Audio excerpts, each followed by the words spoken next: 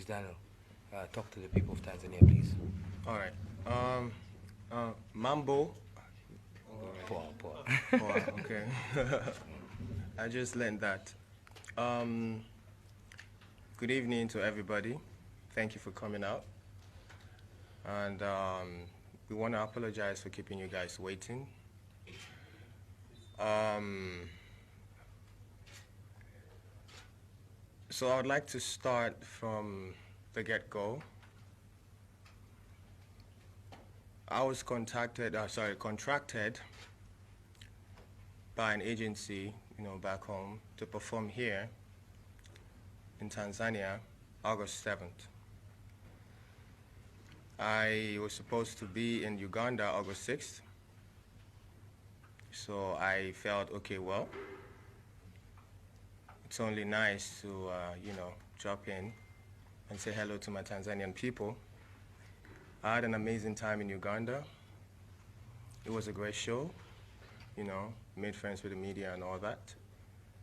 So the agency reached out and advised that the promoter in charge of the show here in Tanzania already booked a flight for me to leave Uganda. It's a connecting flight to leave Uganda on the 8th, morning of the 8th, 7th, morning of the 7th, to come straight to Tanzania, Dar es Salaam. Did I pronounce that right? Yeah, Dar es Salaam. Okay, cool. Dar es Salaam. Dar es Salaam. Okay. It's a beautiful city, by the way. Oh yeah, I know. Beautiful people too. And people love you. I know. So much. I know. All right, so I left the hotel at Uganda exactly 6 a.m. in the morning. I head straight to the airport, caught the flight, but unfortunately, the airline delayed the flight like an hour in Uganda. But we still got on the plane, and then we flew into Nairobi, Kenya. On getting to Kenya, the connecting flight from Kenya to Dar es Salaam left. So we communicated this to the organizers, the promoters of the show, that this is the situation right now. As it is, we can't be, because we got to Nairobi 12 o'clock, 12 p.m., 12 noon. And we communicated to the organizers and the promoters that, look, this is the situation on ground. The flight got delayed, so we missed the connecting flight. What's the situation? Can we still make the show? Oh yes, and they confirmed to me that they can get the next available flight to Dar es Salaam for 9:45. 8:45 p.m. 8:50 actually. 8:50. For 8:50 p.m. You're supposed to be 6 and then 8:50. Oh, okay, yeah, 8:50 p.m. So I was in Nairobi, Kenya for 8 hours. I was at the airport, at the lounge at the airport. It was filled up with people, by the way, because a lot of the flight got canceled and got delayed that day. So we managed to stay in Nairobi for 8 hours. The time, 8:45, we got on the plane, we flew straight to Dar es Salaam. We got to Dar es Salaam, I think we landed around past 11. About midnight. Yeah, around midnight, yeah. So unfortunately, getting to Dar es Salaam, we realized that the airlines forgot our bags in Nairobi, Kenya, along some of the equipment we'll be needing for the performance that night. The gears, the costumes, and all that. So we communicated yet again to the organizers that, look, this is the situation on ground. We spoke to the airlines. They assured us that, okay, fine, we'll get the bags. We'll try and work how we can find the bags and get them across to you. So the organizer assured me that I can still be on stage by 3 a.m. in the morning. So I worked with them on that and said, okay, no problem. I'll compromise. We can let go of that. Let's go. let's make the show happen. So we left the airport. We got to the hotel at around 1:30 in the morning. Yeah. Yeah, we got to the hotel at around 1:30 in the morning. Yeah. Mm. Yeah, yeah, yeah. I okay. You good, bro? Nah. All right, cool. So so I sent my band to the venue. Yet, of course, to get everything settled for the performance, to do the sound check. Although I was supposed to be there, because that's how I do my sound check. There are videos of me doing my sound check in Uganda. It was me, my band, and some of the fans. We had fun. It was good. So I said, okay, fine. I'll stay back because I realized that the fans were already at the venue. Like thousands of the fans were there already waiting for me to perform, waiting for me to get on stage, so it wouldn't be advisable for me to go down there to do the sound check. So I sent the band over to make sure, okay, let's see what we can let's see what we can do with the available setup. Unfortunately, they were rushed off the stage because the fans already are supposed to be in the venue. So the band came back with the bad news to the hotel. No problem, the show must go on. We contacted a couple of stylists here in Tanzania, because, of course, I left Uganda like in the morning, like 6 in the morning, and I was drenched already. Yeah, like I was drenched already in what I was wearing. I was wearing this pair of slides, my shorts, and an agbada, Yeah, just yeah. So I was drenched, and I needed to freshen up at least, to be able to put up a great show for the Tanzanian people.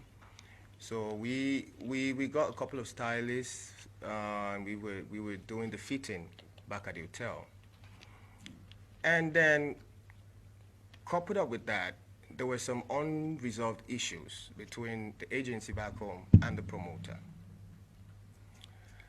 and we were also trying to settle that on the side.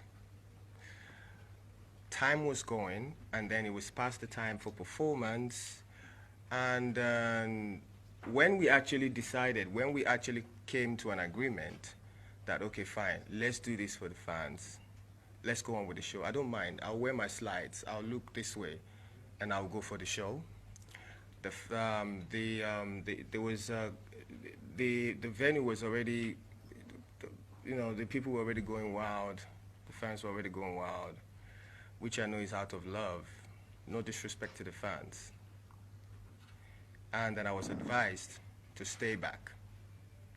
You can't go. It's not safe or whatever. So I said, okay. I sat down with the team, the organizers, the promoters.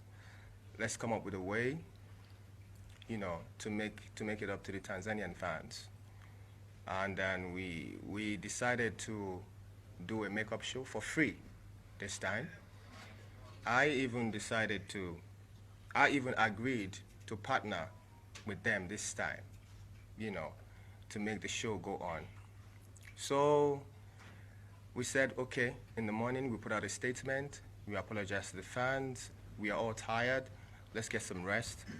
In the morning, daybreak, we put out a statement and address this issue, and everything will be solved. But unfortunately, by morning, the whole issue has already been blown up, out of proportion. The law got involved due to the Vandalism. Yeah, vandalism. So the police came by to my hotel, take me in for questioning. It wasn't an arrest, by the way. So they took me in for questioning as to why my name keeps coming up. How are you connected to the destruction of this property? So I went in, I gave my statement, and here we are. I still sat down with the promoters and the organizers and say, you know what? I love my people in Tanzania. They've been supporting my music. Buga was number one here when I released it too, and even the official video for Buga had the flag of Tanzania in it. Absolutely. Since Yeah. 2015, bro. Yeah, I've been here 2015. I've been here. I come here. I went to Zanzibar. Really, yeah? Yeah, I was here. I come here often, to chill and have fun because I love the people of Tanzania. Obviously, good energy, good vibe. So yeah, I sat down with Straight Up Vibes, my brother Montana, and I told him, you know what? The show must go on, regardless of the press out there, regardless of the news out there, regardless of whatever it is that is flying out around there.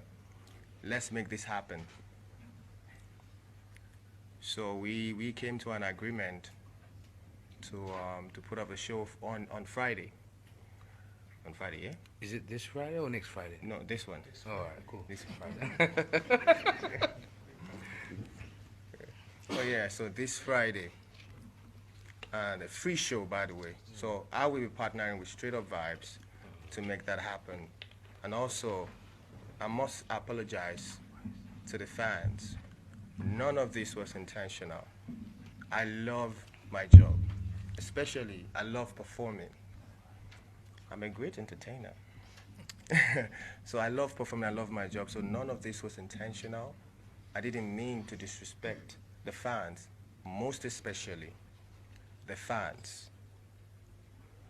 It was never intentional. I wanted to perform. I came to Tanzania to perform.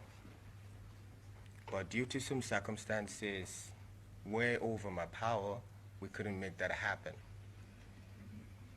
I apologize once again to the people of Tanzania, and I hope you guys give me another chance to give you a show.